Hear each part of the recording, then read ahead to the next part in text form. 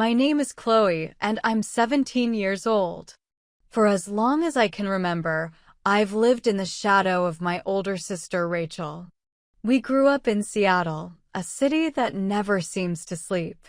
Cars rushing, lights buzzing, rain tapping against windows most days, everything always moving.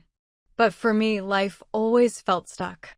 Stuck in the same unfair pattern, the same painful truth. Rachel was the golden child, and I was just the background character. It's funny, when people talk about siblings, they imagine rivalry. Maybe one is a little better at math, and the other is better at sports. Maybe there's teasing, some arguments, but deep down, love and equality. That wasn't our story. Not at all. Rachel was the kind of person who could walk into a room and suddenly, everyone's eyes would turn to her. Her long blonde hair, her easy laugh, the way she always seemed to know exactly what to say, people adored her. Parents, teachers, friends, strangers. Me? I was just there. The golden child versus the invisible one. Rachel got everything she wanted. When we were kids, she had the nicest clothes, the best toys, the bigger bedroom. My parents doted on her like she was made of gold. I still remember shopping trips at Bellevue Square Mall. Rachel would walk out with bags of designer clothes, sparkly tops, shoes with ridiculous price tags, the kind of purses you saw in magazines. And me? I'd get maybe a clearance rack hoodie if I was lucky. If I complained, Mom would smile and say, "Sweetheart, Rachel just looks so good in these things. Don't be jealous." Jealous. That word burned me more than anything else. It was the excuse they always used. If I was hurt, if I felt left out, if I cried, they'd tell me I was just jealous. At school, it was the same story. Rachel was adored. Teachers praised her for being bright and well-spoken. Boys tripped over themselves to talk to her. Girls wanted to be her friend. And me? I wasn't Chloe. I was Rachel's sister. That's how people introduced me. That's how teachers remembered me. That's how I existed. The worst part wasn't just being ignored. It was Rachel's constant need to make sure I stayed beneath her. She'd mock my clothes, my hair, my grades. If I liked a boy, she'd laugh at me, then flirt with him until he forgot I even existed. If I brought home a friend, Rachel would charm them instantly, and within a week, they'd be hanging out with her instead of me. At family gatherings, if I tried to speak, she'd cut me off with some joke that made everyone laugh at me. It felt like she fed off my humiliation. Like her happiness was built on top of my misery. By the time I was a sophomore at Evergreen High School, I had grown numb. I told myself this was just my role. Rachel was the star, and I was the shadow. The first crush and the first betrayal. Then I met Jordan. Jordan was different. He wasn't like the other boys at school. He was kind, soft-spoken, and funny in a quiet way. We bonded in history class, whispering about how boring the lectures were, and then realized we both loved old movies. When I was with Jordan, I felt seen. For the first time, I wasn't Rachel's sister. I was Chloe. Just Chloe. And for a little while, I let myself believe that maybe, just maybe, I could have something for myself.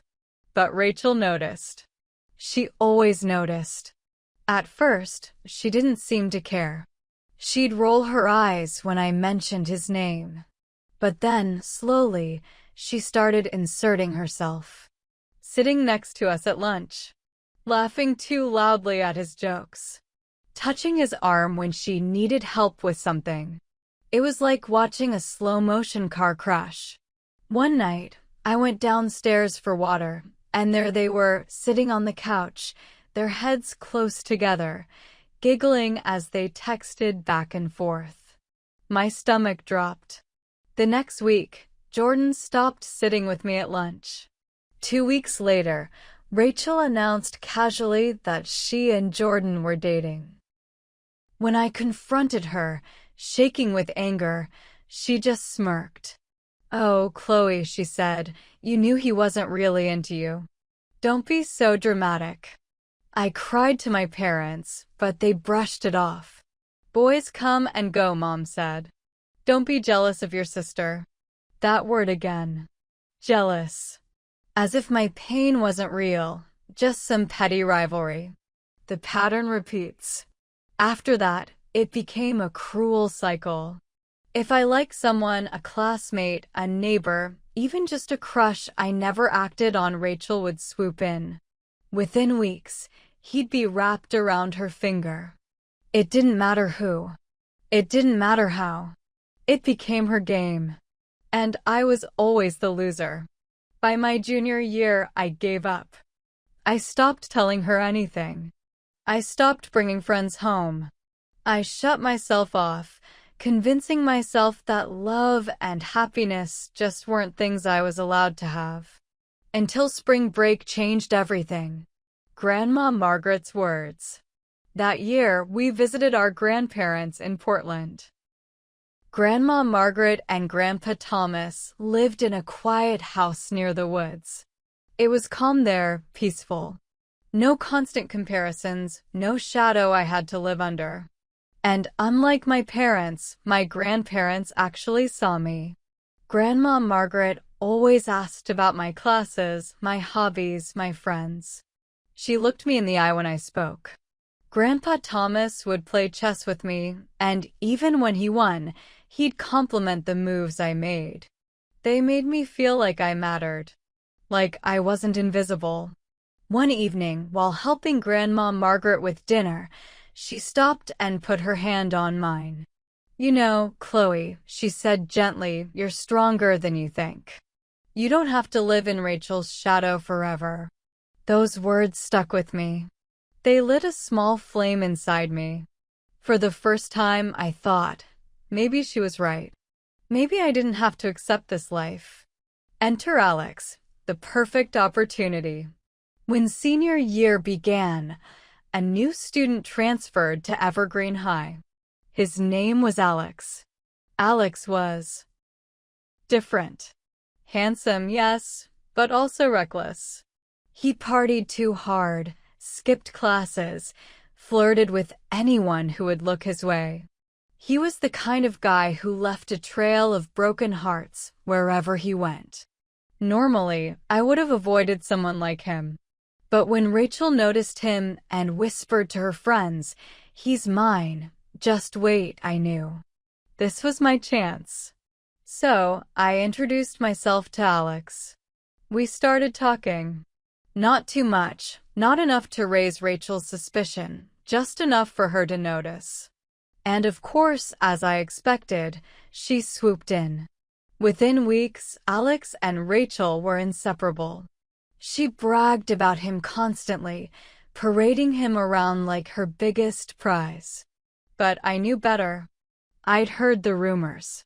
I'd seen the way his eyes wandered, the way he lied without blinking, the way he used people until he got bored. Rachel thought she'd won again. But she had no idea she was holding a ticking time bomb. The downfall. By winter formal, Alex had already cheated on Rachel twice. Once, with one of her closest friends. The night she found out, she came home sobbing.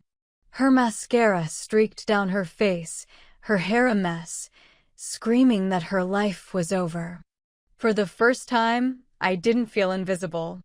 I didn't feel weak. I felt powerful. It wasn't about Alex. I never wanted him.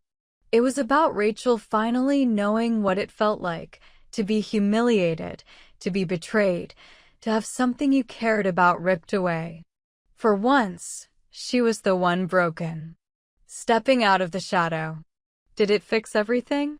No. My parents still favored her, still saw me as second best. But inside, something shifted. I realized I didn't need their approval. I didn't need to win Rachel's games anymore, because I wasn't playing them. I was done being Rachel's sister. I was Chloe, and I wasn't going to live in her shadow ever again.